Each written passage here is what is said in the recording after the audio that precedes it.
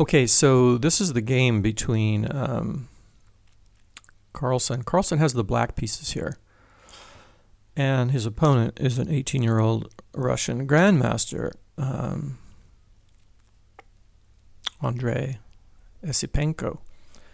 So this was just played last week in a slow tournament game. So he plays e4 and Carlsen plays c5, right? The Sicilian. Okay, knight to f3, d6, hits the center, takes. These are all standard moves. We're just going to work through this.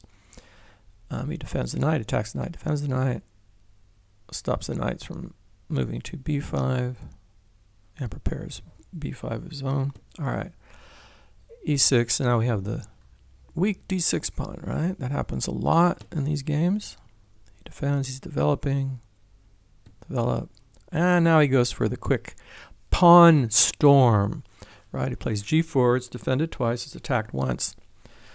And so anyway, that's an issue. And now here's the other. Okay, this is the thing. Your opponent starts an attack somewhere. You need to start an attack somewhere, and unless, of course, you have to defend, right? So you try to determine whose attack will land first. And if you have to, often you have to switch back and forth between offense and defense. You have to slow his plan down or stop it and then move back to your plan.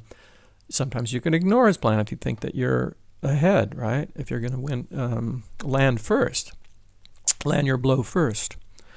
So that's what, he sees all this and he determined, well, I'm going to start my attack on the queen side. Quite often when you attack on the king side, you attack on the queen side or up the center if you can. Okay, so he has the jump on that pawn, pushes the knight, against the knight, pushes the knight away. And now he's going to, here, this is interesting, right? Because black hasn't completely developed, he hasn't castled. He can give him this pawn. He's going to have some compensation. So he stops, he slows, see, this is what he does. He slows this attack down against the knight by playing a3 and sacrifices this pawn, which he does.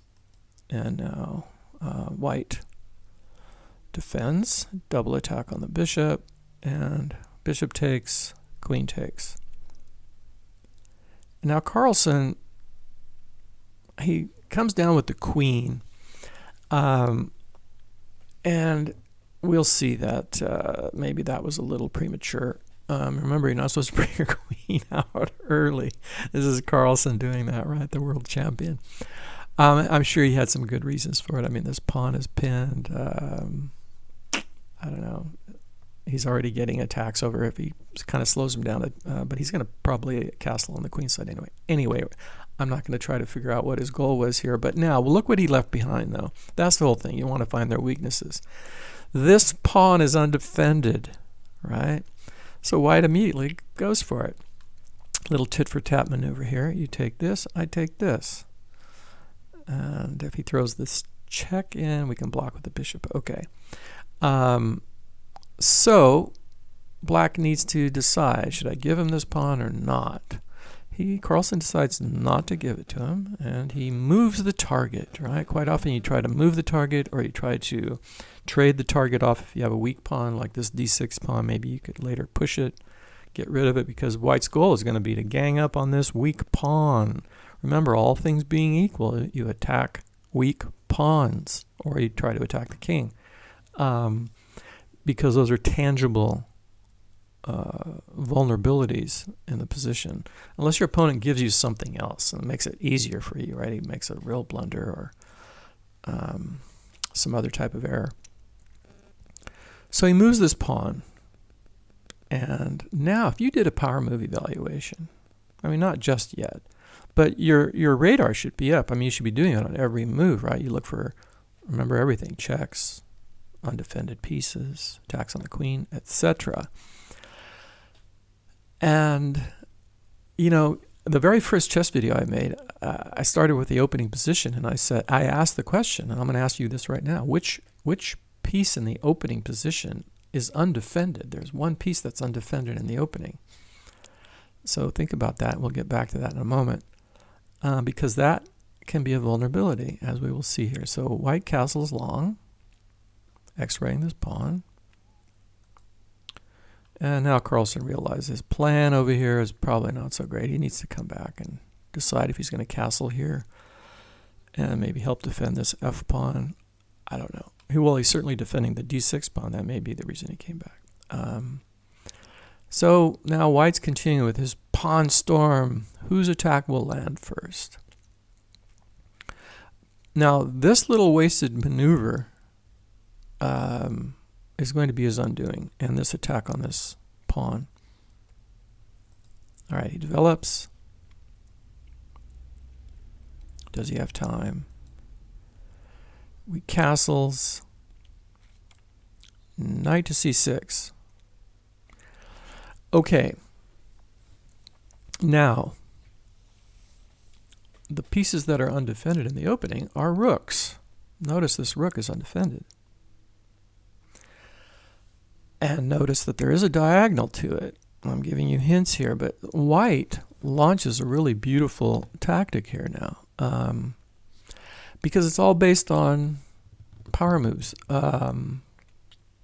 Somewhere in the book I mentioned at the end of a series of combinations of trades, you have to calculate the last man standing, whether you are giving him a power move even after that series of trades, because then your opponent will have the initiative, right? So after those trades, if there's a piece undefended or if that piece isn't doing anything for one tempo, it's vulnerable to an attack.